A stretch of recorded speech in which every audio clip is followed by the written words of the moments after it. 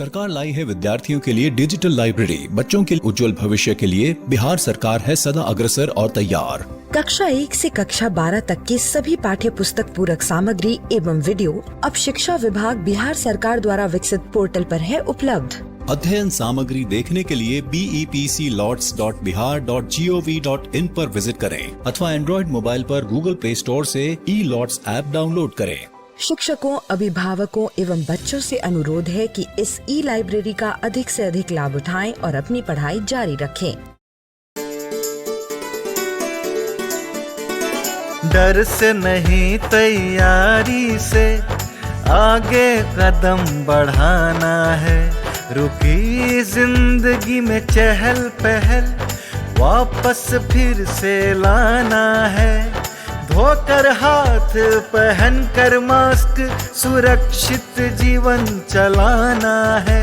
सुरक्षित जीवन चलाना है। डर कर नहीं तैयारी से आगे कदम बढ़ाना है। डर कर नहीं तैयारी से आगे कदम बढ़ाना है। रखेंगे 2 गज की दूरी, सबको पौष्टिक आहार खिलाएंगे, बच्चों और बूढ़ों का करेंगे ख्याल। रोगी नहीं, रोग से लड़ कोरोना को हराएंगे। स्वास्थ्य केंद्र फिर से खुल गए, जिनका लाभ उठाना है। रुकी जिंदगी में चहल पहल वापस फिर से लाना है। धोकर हाथ पहन कर मास्क सुरक्षित जीवन चलाना है। सुरक्षित जीवन चलाना है। डर कर नहीं तैयारी से आगे कदम बढ़ाना है। डर कर नहीं तैयारी से आगे कदम बढ़ाना है। टीकाकरण की शुरुआत हो गई है, पर पहले की तरह हमें मास्क लगाना और 2 गज की दूरी बनाए रखना अभी भी जरूरी है। स्वास्थ्य विभाग और सूचना एवं जनसंपर्क विभाग बिहार सरकार द्वारा जनहित में जारी। जीतेगा बिहार।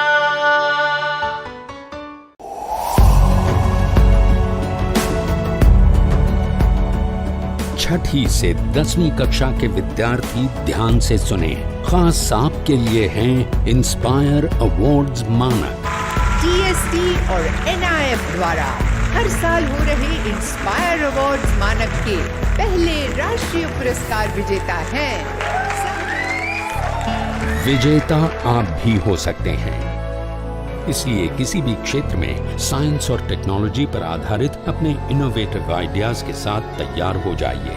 जानते हैं ना, आप में से 1 लाख स्टूडेंट्स को 10-10 हजार रुपए मिलेंगे अपने आइडियाज को प्रोटोटाइप बनाने के लिए। उसके बाद दुनिया सराहेगी आपका हुनर जब पहुंचेगा आपका आइडिया लोगों तक प्रोडक्ट के रूप में। तो अपने ओरिजिनल इनोवेटिव आइडियाज को स्कूल में जमा करें। बेस्ट आइडियाज आगे बढ़ाए जाएंगे ऑफिशियल वेबसाइट पर, और हाँ, जल्दी आज ही जमा करें। So good luck with inspire awards मानक।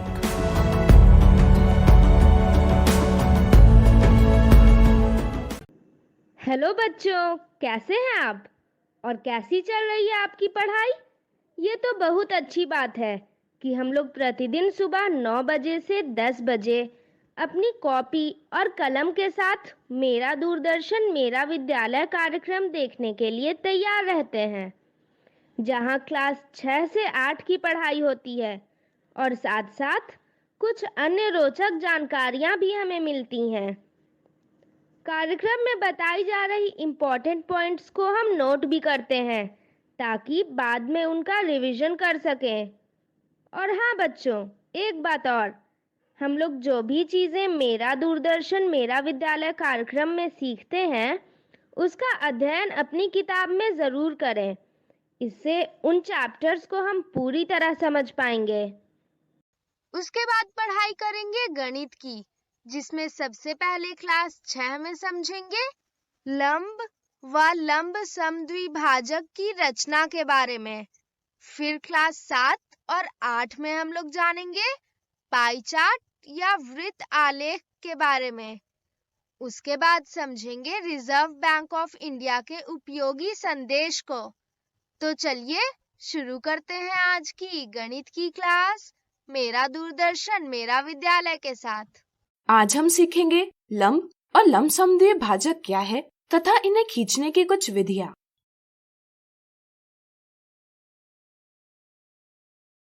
सबसे पहले हम समझेंगे लंब क्या है।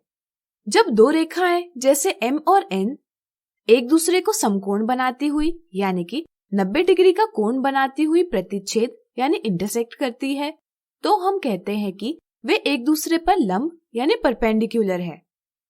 इसे हम इस प्रकार या इस प्रकार दर्शाते हैं। अब यहाँ देखिए, यहाँ रेखा N रेखा M पर लंब तो है, लेकिन यह रेखा M को दो बराबर भागों में भी बांट रही है, यानी कि लंब रेखा N रेखा M के मध्य बिंदु से जा रही है।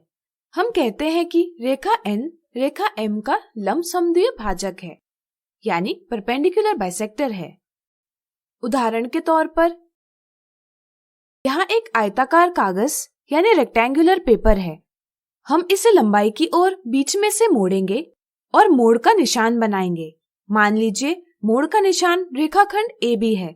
फिर हम इसे अन्य दिशा में बीच में से मोड़ेंगे और मोड़ का निशान बनाएंगे। मान लीजिए मोड़ का निशान PQ है। जैसा कि आप देख सकते हैं, दोनों रेखाखंड परस्पर लंब है, साथ ही साथ वे एक दूसरे के मध्य बिंदु से होकर जाते हैं। इसलिए रेखाखंड AB रेखाखंड PQ का लंबसमद्वि भाजक है। इसी तरह रेखाखंड PQ भी रेखाखंड AB का लंबसमद्वि भाजक है। चलिए अब जानते हैं दी हुई रेखा पर स्थित किसी बिंदु से होकर गुजरता लंब खींचने की मजेदार विधियां। यहाँ एक कागज है जिस पर एक रेखा M बनाई गई है। हमें इस रेखा पर स्थित बिंदु P से होती हुई लंब रेखा खींचनी है। इसके लिए हम कागज को इस प्रकार मोड़ेंगे कि मोड़ का निशान बिंदु P से होकर जाए और रेखा M का एक भाग दूसरे भाग को ढक ले। अब अगर हम कागज को खोलेंगे तो हमें पता चलेगा कि मोड़ का निशान P से होकर गुजरता है, साथ ही साथ वह रेखा P पर लंब भी है। यानी कि हमने दी रेखा पर स्थित बिंदु से होकर गुजरता हुआ लंब खींच लिया है। क्या हम रूलर और सेट स्क्वायर के प्रयोग से भी दी हुई रेखा पर स्थित किसी बिंदु से होकर गुजरता लंब खींच सकते हैं? सोचिए सोचिए। चलिए हम बताते हैं। इसकी विधि निम्न प्रकार है। पहला चरण, मान लीजिए हमें रेखा M दी गई है जिस पर बिंदु P अंकित है। दूसरा चरण, रूलर के किनारे को हम रेखा M के अनुदिश रखेंगे। तीसरा चरण, फिर हम सेट स्क्वायर का समकोण बनाने वाला कोई एक किनारा रूलर के किनारे के अनुदिश रखेंगे। चौथा चरण, अब हम सेट स्क्वायर को रूलर के अनुदिश तब तक सरकाएंगे जब तक कि सेट स्क्वायर का समकोण बनाने वाला कोना बिंदु P पर ना आ जाए। पांचवा चरण, सेट स्क्वायर को इस स्थान पर निश्चित रखकर हम रेखाखंड PQ खींचेंगे। रेखाखंड PQ रेखा M पर लंब है, जिसे हम इस प्रकार दर्शा सकते हैं। हम इस लंब को रूलर के प्रयोग से बढ़ा सकते हैं। आज हमने सीखा लंब और लंबसमद्वि भाजक क्या है तथा इन्हें खींचने की कुछ विधियां।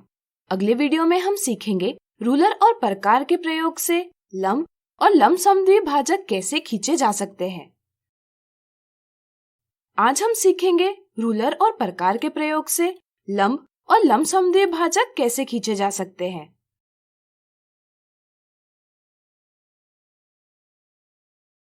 दी हुई रेखा पर स्थित किसी बिंदु से होकर गुजरता लंब खींचने के लिए ज्यामिति में अक्सर रूलर और प्रकार का प्रयोग किया जाता है। चलिए इसकी विधि समझे। पहला चरण, मान लीजिए हमें रेखा M दी गई है जिस पर बिंदु P अंकित है। दूसरा चरण, हम प्रकार को सुविधाजनक दूरी के लिए खोलेंगे। इसका नुकीला सिरा P पर रखेंगे, यानी कि P को केंद्र मानेंगे और रेखा M को बिंदु E और F पर काटता चाप खींचेंगे। तीसरा चरण, फिर हम प्रकार का नुकीला सिरा E पर रखेंगे और EP से अधिक दूरी प्रकार में लेकर चाप खींचेंगे। प्रकार में ली गई दूरी में परिवर्तन किए बिना हम F से चाप खींचेंगे जो E से बनाए चाप को बिंदु Q पर काटे। चौथा चरण, अब हम बिंदु P और बिंदु Q से होकर गुजरती रेखा PQ खींचेंगे। रेखा PQ रेखा M पर लंब है। अब यहाँ देखिए, यहाँ रेखा L दी गई है और बिंदु A दिया गया है जो रेखा पर नहीं है। जरा सोचिए, हम इस बिंदु से रेखा पर लंब कैसे बना सकते हैं? चलिए हम बताते हैं। लंब खींचने के लिए यहाँ हम रूलर और प्रकार का प्रयोग करेंगे। पहला चरण, हमें रेखा L दी गई है जिसके बाहर बिंदु A है। दूसरा चरण, A को केंद्र मानकर हम सुविधाजनक त्रिज्या का एक चाप खींचेंगे जो रेखा L को बिंदु S और T पर प्रतिच्छेद करते हैं।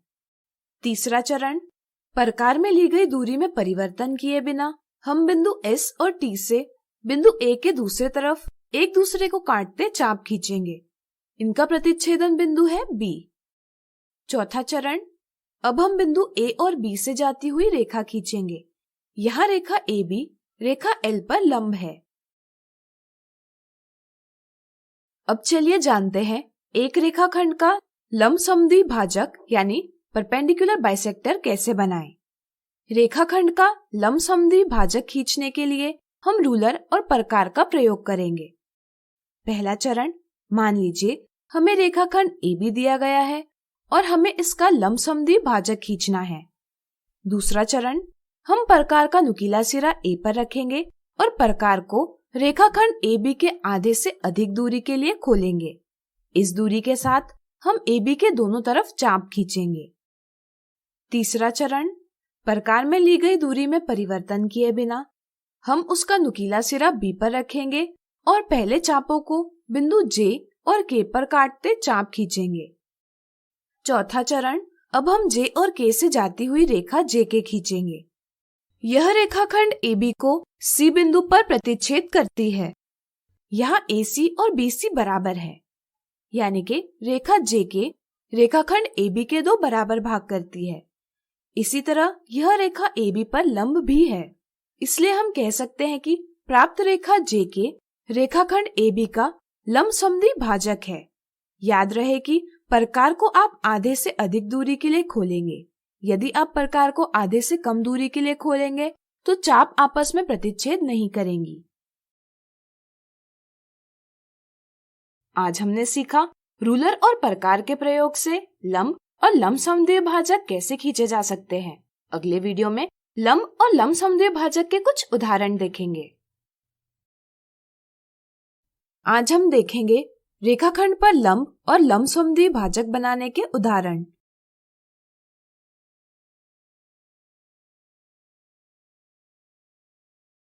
दर्शाई गई आकृति में बिंदु O रेखा A पर स्थित नहीं है। बिंदु O से रेखा A पर लंब खींचिए। हमें रूलर और सेट स्क्वायर के इस्तेमाल से बिंदु O से होकर जाने वाली एक लंब रेखाखंड ON खींचनी है। इसके लिए हम सेट स्क्वायर के समकोण यानी राइट एंगल का एक किनारा रेखा A के अनुदिश में समायोजित यानी एडजस्ट करेंगे। अब हम सेट स्क्वायर के समकोण के सम्मुख किनारे पर रूलर रखेंगे।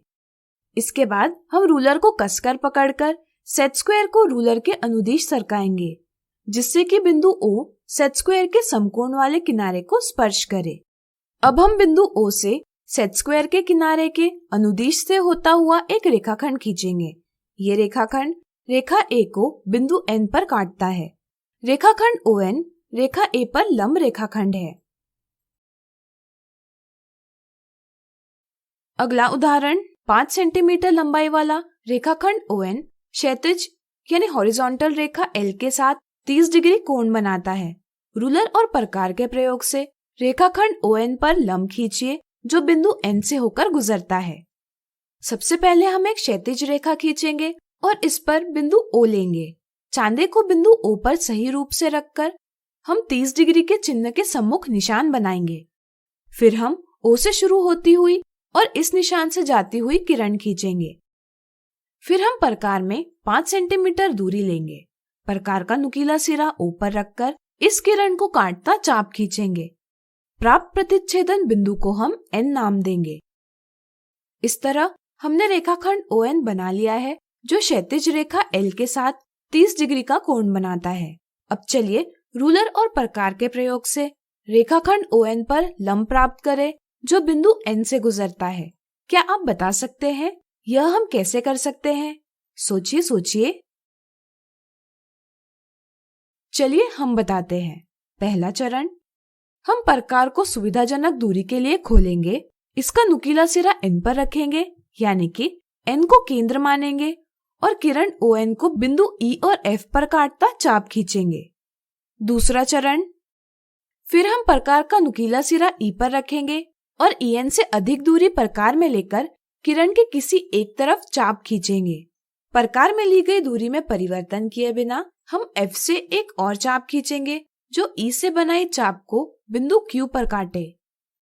तीसरा चरण, अब हम बिंदु N और बिंदु Q से होकर गुजरती रेखा NQ खींचेंगे। रेखा NQ रेखा ON पर लंब है। अगला उदाहरण, 7 सेंटीमीटर लंबाई का रेखाखंड PQ खींचकर रूलर और प्रकार की सहायता से लंब समद्विभाजक यानी परपेंडिकुलर बाइसेक्टर खींचिए। पहला चरण, 7 सेंटीमीटर लंबाई का रेखाखंड PQ खींचे। दूसरा चरण, प्रकार का नुकीला सिरा P पर रखकर प्रकार को रेखाखंड PQ के आधे से अधिक दूरी के लिए खोलिए। इस दूरी के साथ रेखाखंड PQ के दोनों तरफ चाप खींचे। तीसरा चरण, प्रकार में ली गई दूरी में परिवर्तन किए बिना उसका नुकीला सिरा Q पर रखें और पहले चापों को बिंदु R और S पर काटते चाप खींचे।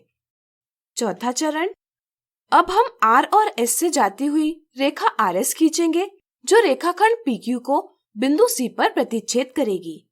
रेखा RS रेखाखंड PQ पर लंब समद्विभाजक है। तो आज हमने देखे रेखाखंड पर लंब और लंब समद्विभाजक बनाने के उदाहरण। अगले वीडियो में इनसे संबंधित कुछ गलतियां देखेंगे।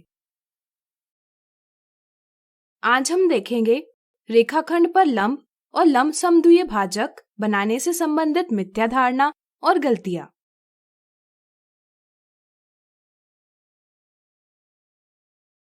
मिथ्या धारणा 1, नीचे दर्शाई गई आकृति को देखकर ज्ञात कीजिए कि कौन सा रेखाखंड दूसरे रेखाखंड का लंब समद्विभाजक है, यानी परपेंडिकुलर बाइसेक्टर है। कुछ बच्चे लंब समद्विभाजक की अवधारणा को ठीक से समझ नहीं पाते। वे सोचते हैं कि लंब समद्विभाजक हमेशा ऊर्ध्वाधर यानी वर्टिकल होता है, इसलिए वे ऑप्शन 2 जवाब देते हैं, लेकिन यह एक गलत जवाब है। क्योंकि यहाँ रेखाखंड RS और रेखाखंड PQ में 90 डिग्री का कोण बन रहा है और साथ ही साथ रेखाखंड RS रेखाखंड PQ को 2 बराबर भागों में बांटता भी प्रतीत हो रहा है, इसलिए यहाँ रेखाखंड RS रेखाखंड PQ का लंब समद्विभाजक है, इसलिए ऑप्शन 1 सही जवाब है। रेखाखंड PQ रेखाखंड RS पर लंब तो है, लेकिन यह रेखाखंड RS को 2 बराबर भागों में विभाजित नहीं कर रहा, इसलिए हम रेखाखंड PQ को रेखाखंड RS का लंब समद्विभाजक नहीं कह सकते। अब चलिए लंब और लंब समद्विभाजक खींचते समय होने वाली कुछ गलतियां देखें। अगर बच्चों को दिए रेखाखंड AB का लंब समद्विभाजक ज्ञात करने के लिए कहा जाए तो वे रचना के दौरान प्रकार में रेखाखंड की लंबाई के आधे से अधिक दूरी लेना जरूरी नहीं समझते। गलती 1, वे प्रकार में रेखाखंड के आधे से कम दूरी लेकर इसका नुकीला सिरा A पर रखते हैं और रेखाखंड के दोनों तरफ चाप खींचते हैं। फिर वे प्रकार का नुकीला सिरा बिंदु B पर रखते हैं और चाप खींचने की कोशिश करते हैं, लेकिन प्रकार में आधे से कम दूरी ली जाने के कारण वे पहले से बनाए चाप को प्रतिच्छेद करता चाप नहीं खींच पाते। गलती 2, चाप खींचने के लिए वे प्रकार की दूरी को बढ़ाते हैं और पहले बनाए चापों को प्रतिच्छेद करते चाप खींचते हैं। इससे उन्हें लंब तो प्राप्त होता है, लेकिन यह रेखाखंड AB का समद्विभाजक नहीं होता। सही समझ यह है कि हमें प्रकार में रेखाखंड के आधे से अधिक दूरी लेनी आवश्यक होती है, जिससे कि रेखाखंड के दोनों बिंदुओं से चाप खींच सके, वह भी प्रकार में ली गई दूरी का परिवर्तन किए बिना। इससे हमें सही प्रकार से लंब समद्विभाजक प्राप्त होता है। आज हमने देखी रेखाखंड पर लंब और लंब समद्विभाजक बनाने से संबंधित मिथ्या धारणा और गलतियां।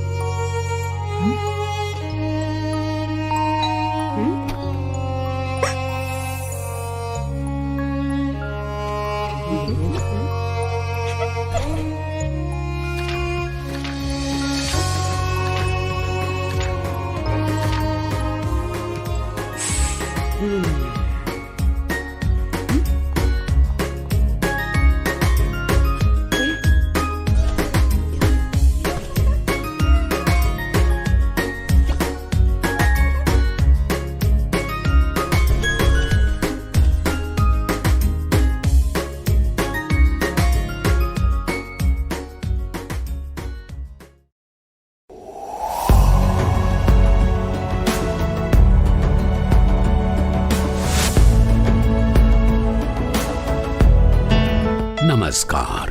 आप शिक्षकों द्वारा दी गई अच्छी शिक्षा से आज लाखों विद्यार्थी इनोवेशंस कर रहे हैं। उन सभी को इंस्पायर अवार्ड्स मानक में हिस्सा लेने प्रोत्साहित कीजिए।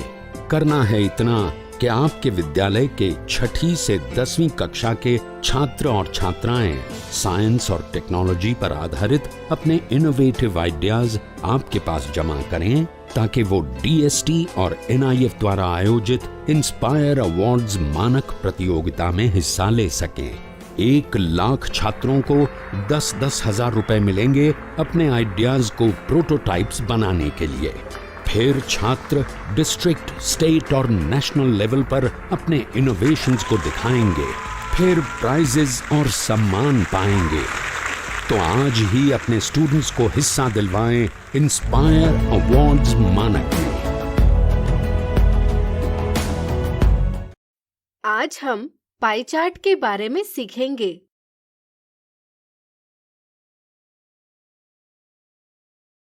चलिए एक दिलचस्प उदाहरण से पाई चार्ट की समझ बनाएं। मीना ने अपने घर के आंगन में फूलों के कुछ पौधे लगाए हैं। प्रतिदिन वह फूल इकट्ठा करती है। आज उसने चमेली, गेंदा और गुलाब के फूल इकट्ठा किए हैं, जिनकी संख्या इस प्रकार है। चलिए इस जानकारी को एक मजेदार रूप में निरूपित करें। यहाँ फूलों की कुल संख्या 30 धन 20 धन 10 बराबर 60 है। यहाँ चमेली के फूलों की संख्या 30 है, जो कि कुल संख्या का 30/60 यानी कि 1/2 भाग है। इसी तरह गेंदे के फूलों की संख्या कुल संख्या का 20/60 भाग यानी कि 1/3 भाग है, और गुलाब के फूलों की संख्या कुल संख्या का 10/60 भाग यानी 1/6 भाग है। हम एक संपूर्ण वृत्त का मान 60 फूल मानेंगे।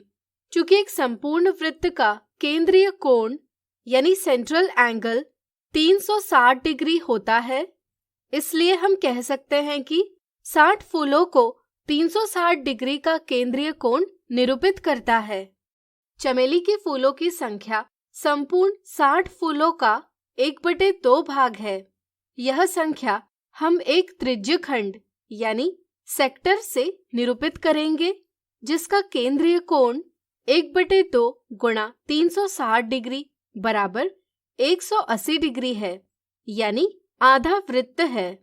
इसी तरह गेंदे के फूलों का भाग 1/3 गुणा 360 डिग्री बराबर 120 डिग्री के केंद्रीय कोण वाला त्रिज्यखंड बनाकर तथा गुलाब के फूलों का भाग 1/6 गुणा 360 डिग्री बराबर 60 डिग्री के केंद्रीय कोण वाला त्रिज्यखंड बनाकर निरूपित किया जा सकता है।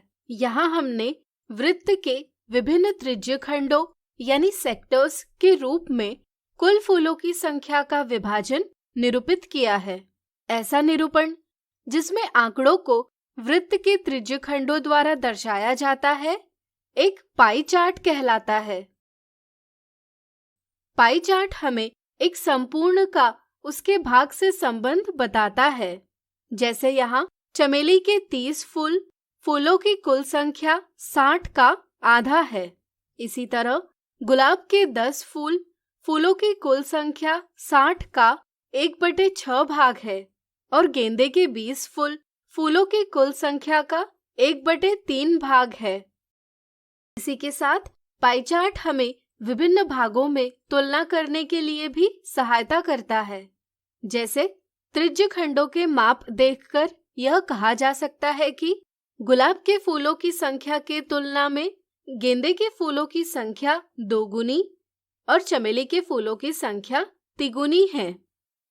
पाई चार्ट में प्रत्येक त्रिज्यखंड का केंद्रीय कोण उसके द्वारा निरूपित सूचना के समानुपाती होता है। जैसे यहाँ चमेली के फूलों की संख्या को निरूपित करने वाला केंद्रीय कोण चमेली के फूलों की संख्या के समानुपात में है। इस तरह से कुल संख्या निश्चित हो और यदि चमेली के फूलों की संख्या में वृद्धि होती है तो संगत त्रिज्यखंड के माप में भी वृद्धि होगी। या इसके विपरीत यदि चमेली के फूलों की संख्या कम होती है तो संगत त्रिज्यखंड का माप भी कम होगा। जरा सोचिए, क्या हम विभिन्न केंद्रीय कोण ज्ञात करने के लिए एक एक विधि का प्रयोग कर सकते हैं? चलिए हम बताते हैं। हम जानते हैं कि एक संपूर्ण वृत्त का केंद्रीय कोण 360 डिग्री होता है, इसलिए हम कह सकते हैं कि 60 फूलों को 360 डिग्री का केंद्रीय कोण निरूपित करता है। इस तरह से एक फूल को 360 डिग्री बटे 60 बराबर 6 डिग्री के केंद्रीय कोण से निरूपित किया जा सकता है। अब चमेली के फूलों की संख्या 30 है, इसलिए इस संख्या को हम 30 गुणा 6 डिग्री बराबर 180 डिग्री से निरूपित कर सकते हैं। इसी तरह आप एक एक विधि के प्रयोग से विभिन्न केंद्रीय कोण प्राप्त कर सकते हैं। आज हमने पाई चार्ट बनाना सीखा। अगले वीडियो में हम पाई चार्ट के कुछ और मजेदार उदाहरण देखेंगे। आज हम देखेंगे पाई चार्ट से संबंधित कुछ मजेदार उदाहरण।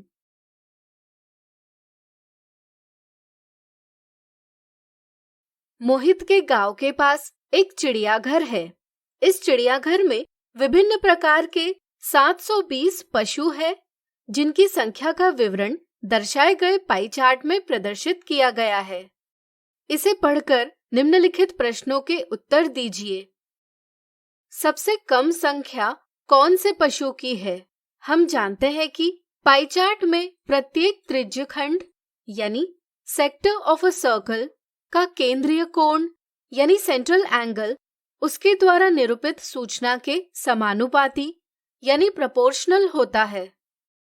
इस तरह से जितना बड़ा केंद्रीय कोण उतनी अधिक उसके द्वारा निरूपित की गई संख्या होती है, या जितना छोटा केंद्रीय कोण उतनी कम उसके द्वारा निरूपित की गई संख्या होती है। यहाँ हम देखते हैं कि सबसे छोटा केंद्रीय कोण 20 डिग्री है, जो बाघों की संख्या को निरूपित करता है। हम कह सकते हैं कि चिड़ियाघर में बाघों की संख्या सबसे कम है। ज्ञात कीजिए चिड़ियाघर में कितने हाथी हैं? यहाँ 360 डिग्री के केंद्रीय कोण से कुल 720 पशुओं को निरूपित किया गया है। इस तरह से 1 डिग्री के केंद्रीय कोण से 720/360 पशुओं को निरूपित किया जा सकता है। चूंकि हाथियों की संख्या 40 डिग्री से निरूपित की गई है, इसलिए 40 डिग्री के केंद्रीय कोण से 80 हाथी निरूपित किए गए हैं। इसलिए चिड़ियाघर में 80 हाथी है। ज्ञात कीजिए हिरणों और रेंगने वाले जीवों की संख्या में अंतर क्या है? हम जानते हैं कि पाई चार्ट में प्रत्येक त्रिज्यखंड का केंद्रीय कोण उसके द्वारा निरूपित सूचना के समानुपाती होता है। इस तरह से हिरणों और रेंगने वाले जीवों को निरूपित करने वाले केंद्रीय कोणों में अंतर हिरणों और रेंगने वाले जीवों की संख्या में अंतर के समानुपाती होगा। यहाँ दोनों के केंद्रीय कोणों में अंतर 20 डिग्री है। चूंकि 1 डिग्री के केंद्रीय कोण से 720/360 पशुओं को निरूपित किया जा सकता है, इसलिए 20 डिग्री के केंद्रीय कोण से 40 पशुओं को निरूपित किया जा सकता है। इस तरह से हम कह सकते हैं कि हिरणों और रेंगने वाले जीवों की संख्या में 40 पशुओं का अंतर है। अगला उदाहरण, एक वर्ष में अंकुर की दुकान से बेची गई विभिन्न इलेक्ट्रॉनिक वस्तुओं की बिक्री नीचे दी गई है। क्या आप इन आंकड़ों को पाई चार्ट में प्रदर्शित कर सकते हैं? प्रयास कीजिए।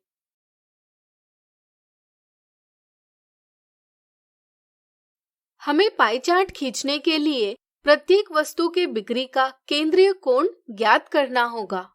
केंद्रीय कोण ज्ञात करने के लिए पहले हम सभी बेची हुई वस्तुओं की संख्याओं का योग करेंगे। 288 इसे हम संपूर्ण मानेंगे, इसलिए पाई चार्ट में वृत्त के केंद्र पर 360 डिग्री का कोण संख्या 288 को निरूपित करेगा। अब चलिए प्रत्येक वस्तु की संख्या को निरूपित करने वाले केंद्रीय कोण ज्ञात करें।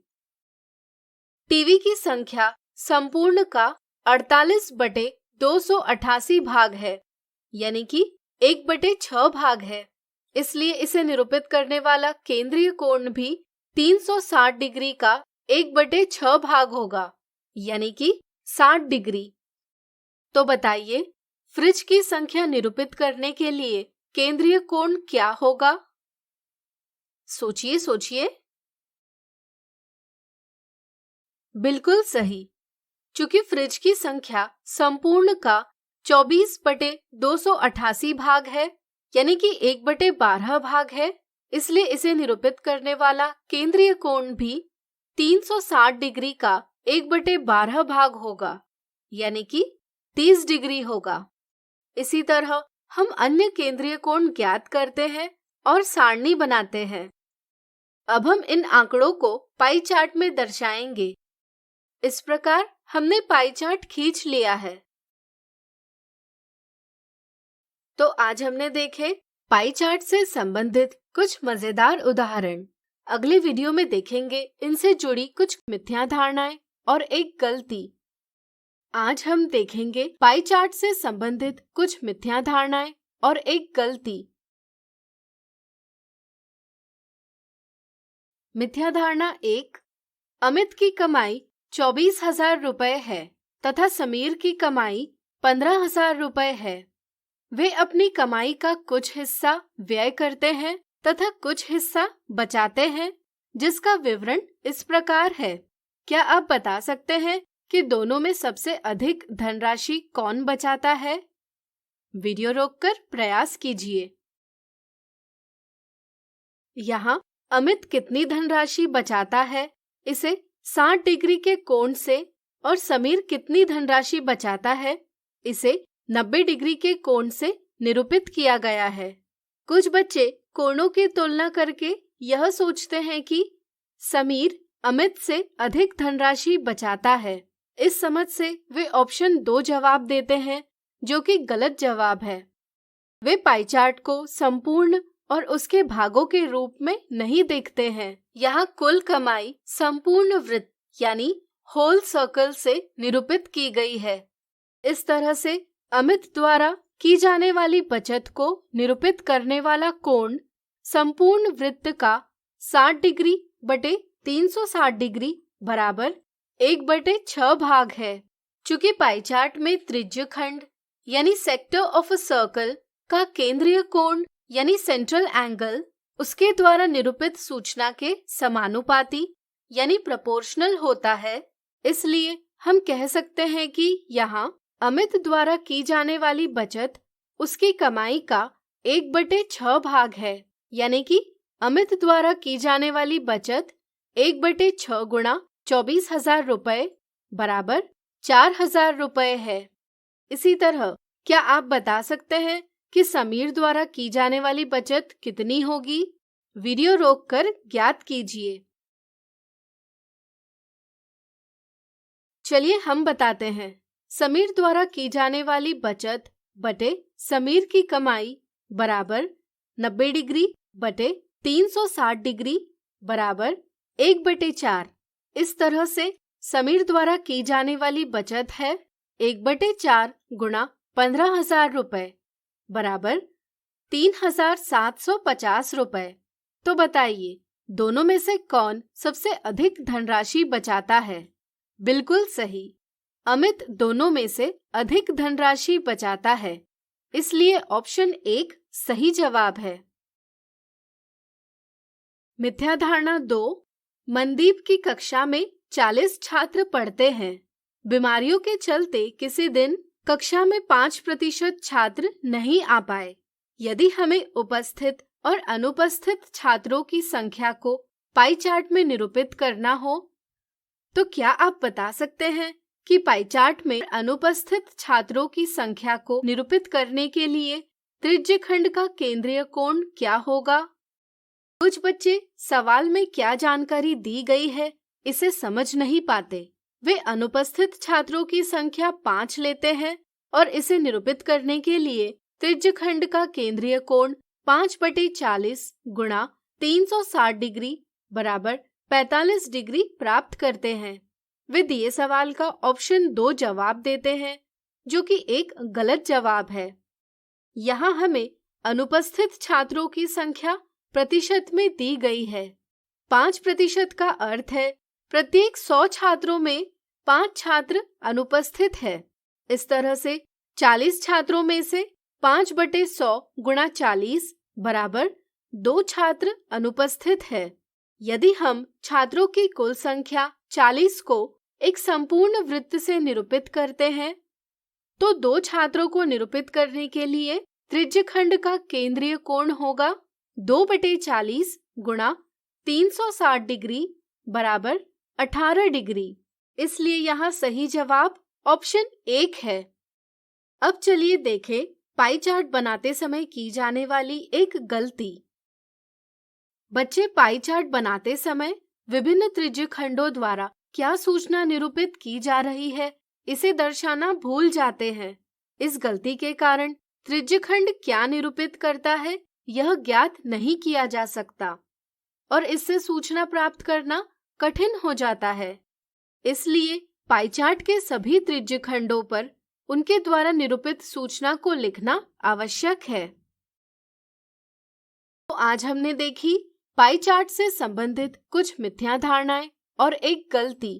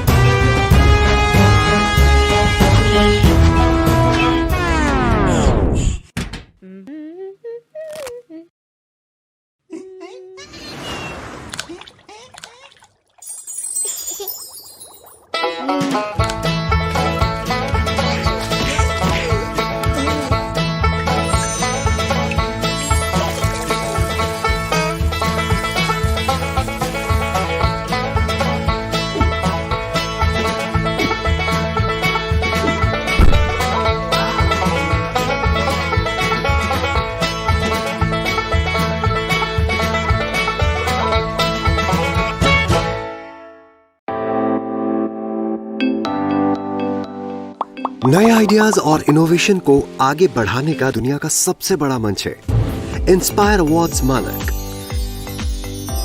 जहां कक्षा 6 से 10 तक के छात्र साइंस और टेक्नोलॉजी से संबंधित अपने आइडियाज और इनोवेशन को देश दुनिया तक पहुंचाने का मौका पा सकते हैं। स्कूल के माध्यम से जल्द अपने आइडिया को इंस्पायर अवार्ड मानक के वेब पोर्टल पर जमा करवाएं और अपने इनोवेटिव यात्रा की शुरुआत करें। ये करेगा आपके सपनों को साकार और एक नए नवसर्जक भारत का निर्माण। इंस्पायर अवार्ड्स मानक, इंस्पायरिंग इनोवेटर्स ऑफ टुमारो। ज्यादा जानकारी के लिए www.inspireawards-bst.gov.in पर जाएं।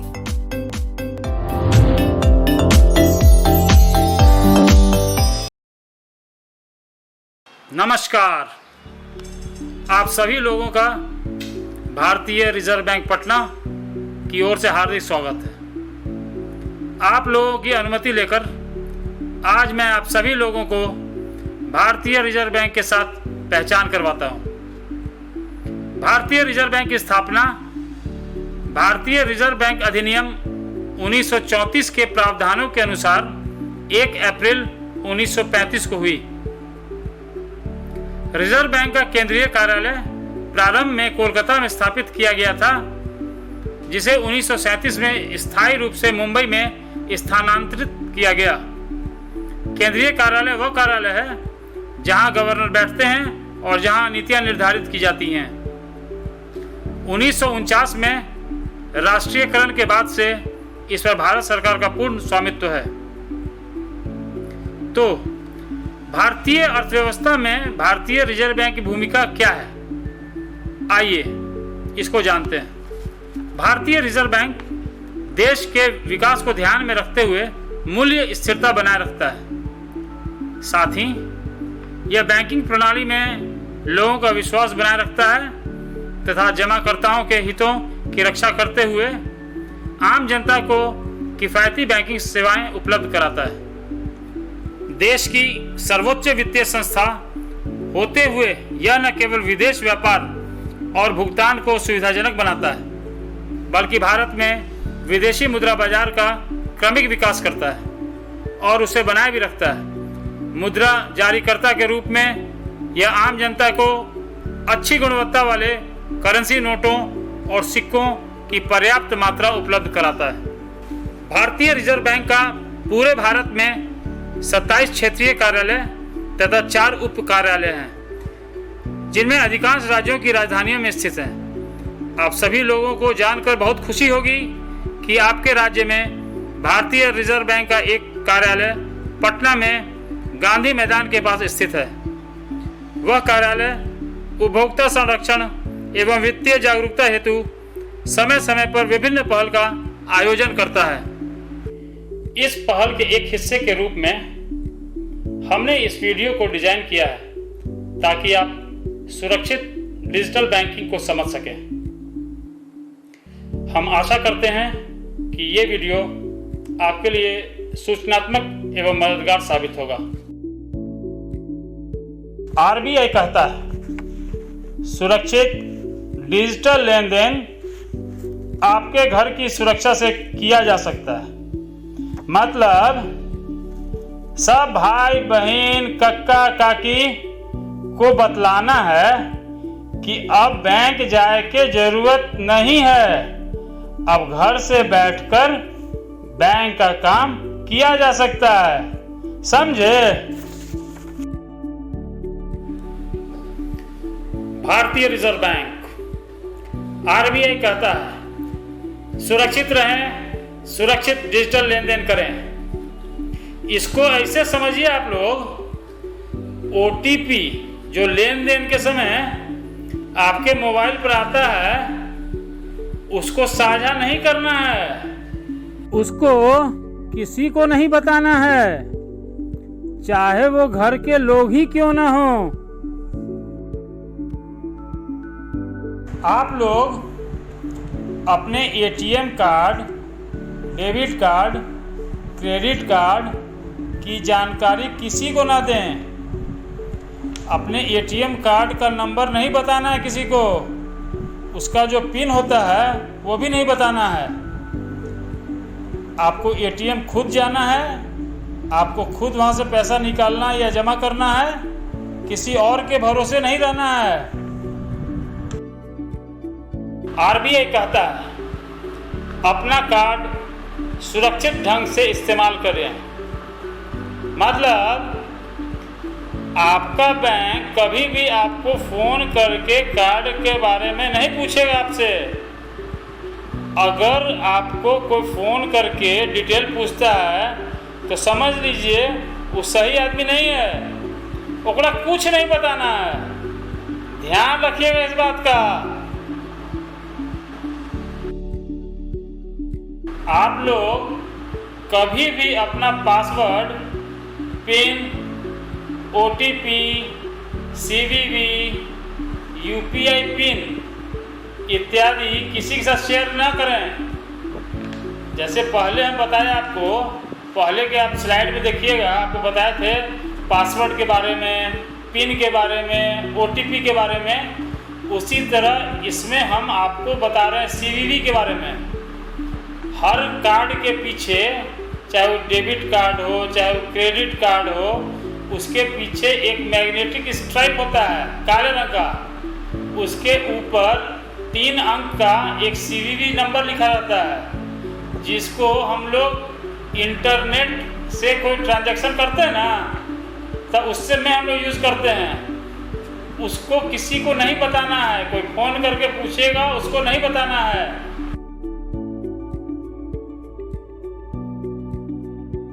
ऑनलाइन लेन देन के समय धोखाधड़ी होने पर तुरंत अपने बैंक को सूचित करें।